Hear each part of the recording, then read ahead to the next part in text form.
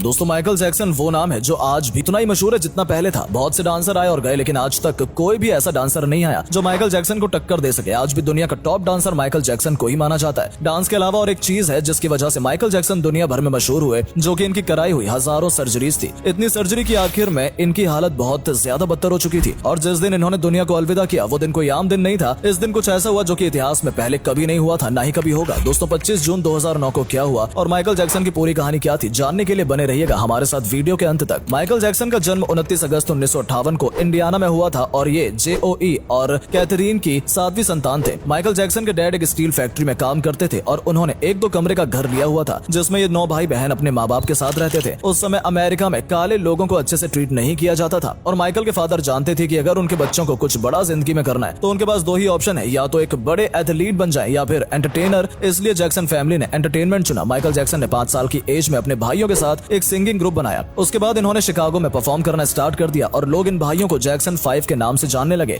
बाहर से खुश नजर आने वाले जैक्सन अपने घर में खुश नहीं थे। माइकल के डैड में बहुत ज्यादा गुस्सा था और वो चाहते थे कि किसी भी तरह से उनके बच्चे उनकी तरह जिंदगी ना जिए, जिसकी वजह से वो उन्हें बहुत मारते थे। यही वजह थी कि माइकल जैक्सन को अपना घर एक जेल की तरह लगता था। जैक्सन 5 ग्रुप धीरे धीरे अमेरिका में बहुत फेमस होने लगा तो माइकल ने डिसाइड किया कि वो अकेले अपना म्यूजिक बनाना चाहते हैं और लेकिन माइकल की फैमिली चाहती थी कि वो सब भाई एक साथ ही गाएं। माइकल ने प्रिटेंड किया था कि उन सबको एपिक नाम की कंपनी के साथ काम करना चाहिए। उन्हें लगा था कि उनके बाकी के फैमिली मेंबर मना कर देंगे और वो अकेले परफॉर्म कर पाएंगे, लेकिन उनके फैमिली मेंबर्स भी इसके लिए मान गए। लेकिन एपिक में काम करने के कुछ दिन बाद प्रोड्यूसर ने माइकल जैक्सन को द विज नाम की एक मूवी में अलग से रोल प्रोवाइड किया, जिसके लिए उन्हें 3 महीनों के लिए अपनी फैमिली को छोड़कर न्यूयॉर्क में जाना था। माइकल के डैड ने इसके लिए मना कर दिया, लेकिन माइकल नहीं माने और उन्होंने इस मूवी का रोल एक्सेप्ट कर लिया। मूवी तो फ्लॉप हो गई लेकिन माइकल जैक्सन फेमस हो गए। माइकल की सबसे अच्छी बात यह हुई कि उनकी मुलाकात एक फेमस प्रोड्यूसर क्विंसी जॉन्स से हुई और क्विंसी जॉन्स ने जैसे माइकल की परफॉर्मेंस देखी तो वो समझ गए थे कि ये लड़का एक दिन बहुत फेमस होने वाला है। क्विंसी जॉन्स ने माइकल के साथ सोलो एल्बम की जैसे कि ऑफ द वॉल, जिसकी मिलियंस ऑफ कॉपीज बिकी और माइकल जैक्सन ने भी जिंदगी में पहली बार $1 मिलियन कमाए। इसके बाद थ्रिलर एल्बम लॉन्च हुई जिसने ये दुनिया को प्रूव कर दिया कि Michael Jackson best pop star हैं। इसके बाद माइकल ने एक सोलो लाइव परफॉर्मेंस की और पहली बार स्टेज पर मून वॉक किया, जिसे देखकर दुनिया पागल हो गई और यहाँ से उनकी पॉपुलैरिटी बढ़नी शुरू हो गई। माइकल को जितनी पब्लिसिटी मिलती रही उन्हें पब्लिसिटी की और भूख होने लगी। एक वक्त आया जब वो चाहते थे कि हर रोज उनके बारे में कोई ना कोई खबर छपे, जिसके लिए वो तरह तरह की तरकीब अपनाने लगे। 30 की उम्र में माइकल जैक्सन ने अपने लिए एक बहुत ही बड़ा घर बनाया। 2800 एकड़ की जमीन में 13,000 स्क्वायर फीट का घर था जिसमें बड़ा स्विमिंग पूल, 5500 स्क्वायर फीट की एक मूवी थिएटर था और जिसमें टाइगर, जिराफ, हाथी भी थे। यहाँ तक कि इसमें अम्यूजमेंट पार्क भी था। इस घर में माइकल जैक्सन गरीब परिवार से बच्चे लाते हैं और उनके साथ खेलते थे। माइकल का बिहेवियर खुद बच्चों की तरह था, लेकिन 1993 में ईमेल इवान चांसलर ने माइकल जैक्सन के ऊपर आरोप लगाया कि उन्होंने उनके 13 साल के लड़के के साथ सेक्सुअल रिलेशनशिप रखा। चाइल्ड यूनिट माइकल जैक्सन के घर पर आए और उन्हें पूरी तरीके से न्यूड कर दिया और उनकी फोटोग्राफ ली। माइकल को उस बच्चे को $15 मिलियन